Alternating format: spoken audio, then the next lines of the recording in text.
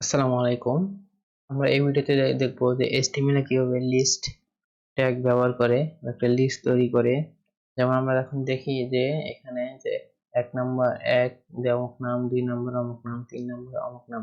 তো এইভাবে যখন একটা লিস্ট করে তারপরে ডট ডট ডট থাকে, তো আমরা এই যে লিস্টগুলো ব্যবহার করা হয়, তো আমরা HTML এ এই লিস্ট ট্যাগটা আজকে দেখব। তো আমরা প্রথমে একটা div নেই, তো সেখানে একটা নাম দেব লিস্ট। লিস্টের মধ্যে ধরেন যে ইউএল এর আমাদের থাকে UL order list and unorder list, আমাদেরকে দুটো মেথডে লেখা যায়। আমরা আনঅর্ডার লিস্ট আগে লিখি। তো দেখেন এর মধ্যে আমরা এলআই দেব। এলআই এর মধ্যে তখন ধরেন লিখলাম যে আয়ান্স, তার একটা নাম দিলাম বাংলাদেশ বাংলাদেশ এন্ড রাজশাহী।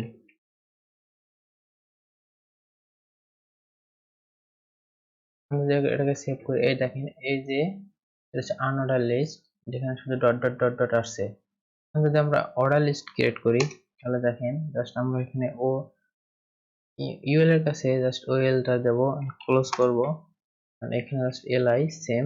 এখানে ধরেন লিখলাম যে নাসিম এন্ড এখানে দিলাম ধরেন ঢাকা, আর এখানে দিলাম ধরেন যে বাংলাদেশ বাংলাদেশ সেভ। এই যে দেখেন এই যে অর্ডার লিস্ট 1 2 3 এরকম সিরিয়ালে আসতেছে, and এখানে আছে ডট ডট ডট ডট আসতেছে। তো এটাই হচ্ছে মূলত অর্ডার লিস্ট এন্ড আনঅর্ডার লিস্টের ব্যবহার। তো HTML এ মূলত কিভাবে order list and unorder list ব্যবহার করে সেটা আমরা দেখলাম। তো এখানে আমরা চাইলে এটাকে আমরা সার্কেল করতে পারবো। আমরা চাইলে এই লিস্টগুলো উঠিয়ে দিতে পারবো।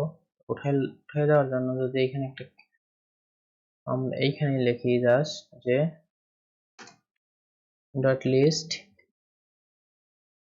ডট লিস্ট,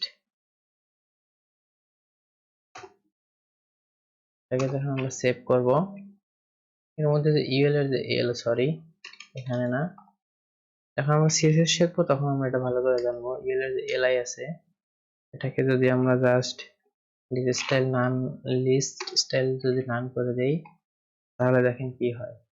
তাহলে এই যে ডট ডট গুলো উঠে গেল।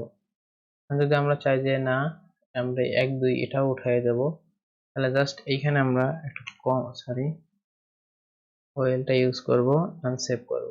তাহলে দেখেন যে আমাদের কি হলো, নাম্বার গুলো উঠে গেল এন্ড ডট ডট গুলো উঠে গেল। তো এইভাবে আসলে HTML এ list order list and unorder list ব্যবহার করা হয়। তো এই ভিডিও এতটুকুই। অবশ্যই চ্যানেলটি সাবস্ক্রাইব করবেন, পাশে থেকে বেল আইকনটি প্রেস করবেন। ভালো থাকবেন, সুস্থ থাকবেন। আসসালামু আলাইকুম।